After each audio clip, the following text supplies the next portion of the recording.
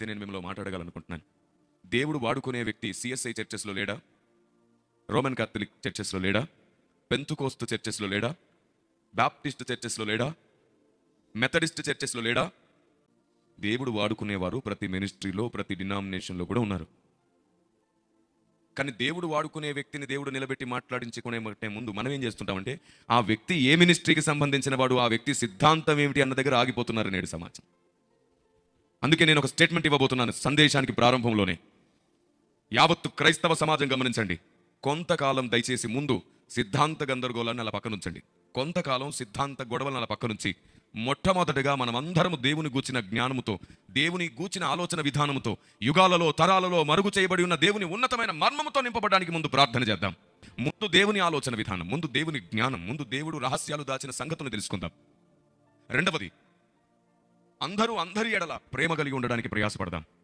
నా మట్టుకైతే డినామినేషన్ ఏదైనా, మినిస్ట్రీ ఏదైనా, సిద్ధాంతాలు ఏవైనా, యేసే నా దేవుడిని నమ్మి ఆయన రక్తంలో కడగబడిన వారందరూ నా కుటుంబమే. ఆమేన్. అందరూ నా కుటుంబమే.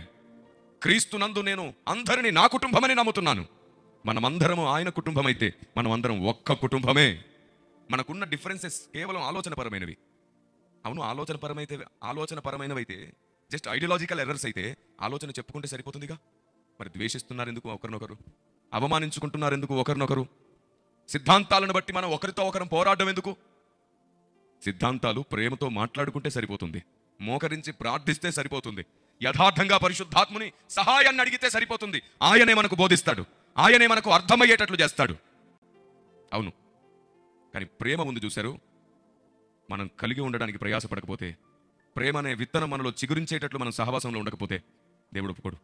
ఎందుకంటే బైబిల్ ఇలా సెలవిస్తుంది, నీకెంత జ్ఞానమున్నా, సిద్ధాంతాల పట్ల ఎంత పట్టున్నా, నీకెన్ని సంగతులు తెలిసినా ప్రేమ లేని వాడవైతే